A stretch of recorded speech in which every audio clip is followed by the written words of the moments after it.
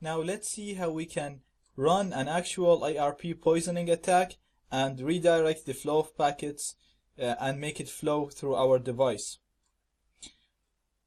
We're going to talk about a tool called ARP Spoof, which is part of a suite called DSNF. DSNF is a tool that contains a number of programs that can be used to launch man-in-the-middle attacks. We're going to talk about ARP Spoof only, and we're going to see how to use it to carry an ARP poisoning, which would redirect the flow of packets through our device. ARP Spoof is an old tool, but it still works, and because it's so simple, it's been ported to Android, iOS, and other smaller operating systems. Therefore, and there's a lot of people that actually like to use it to do ARP poisoning. That's why we're gonna show how to use this tool. In the next video and all the videos after that, we're gonna use a tool called EtherCap. We'll see how we use it and how we do ARP poisoning in that tool. But for this video, I just want to show you how to use ARP Spoof because it's going to be used a lot, so you need to know how to use it. It's very simple anyway. So, I'm connected now to the target network, and my wireless card is in managed mode, not in monitor mode, because we only want the packets that are directed to our device. So let's see how we use the tool. It's going to be ARP Spoof. I to choose our Wi-Fi card, so it's LAN 0.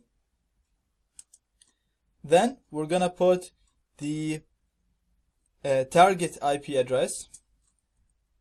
So my target is this Windows device.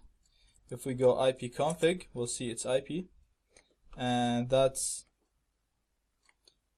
its IP. It's 192.168.169. So then we will put the IP address for the access point, which is 192.168.1.1. This will tell the access point that the client IP address has my MAC address. So basically it's going to tell the access point that I am the target client. After this, we're going to have to run ARP Spoof again. So I'm just going to copy it. Actually, just let me copy it properly. And instead of telling the access point that I am the target client, I'm going to tell the client that I am the access point. So we're just going to flip the IPs. So by running these two commands, we're going to fool the access point and the client, and we're going to let the packets flow through our device. Now let me just show you in the target. This is the target device again. I'm going to show you the ARP table. So if I just go ARPA, it's going to show me this is the ARP table. So we can see that this is the IP address for the access point, and we can see its MAC address. It's stored in this ARP table. Now once we do the attack, you'll see that the MAC address here for the target access point is going to change, and it's going to be my attacker IP address, MAC address. So let's do it and see what happens. I'm gonna hit enter here, and I'm gonna hit enter here. Now we'll also need to do something called enabling IP forwarding.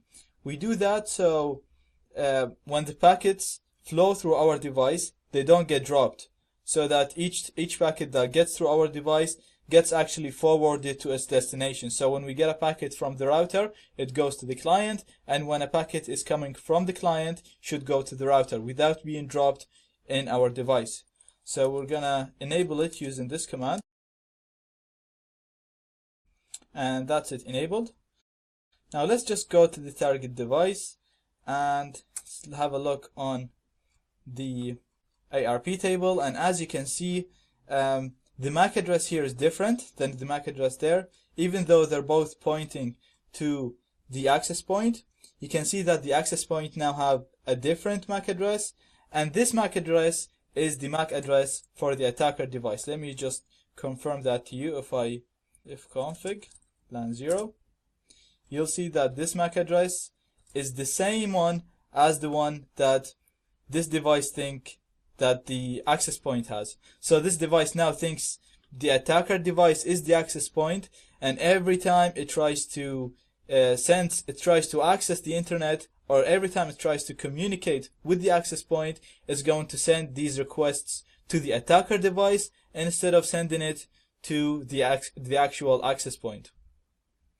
This will place our attacker device in the middle of the connection, and we will be able to read the packets and do fun stuff with it. We're gonna see how we do that in the next videos. So for now, we just need to know how to do a basic ARP poisoning. We're gonna need to do this on every time we try to do a man-in-the-middle attack.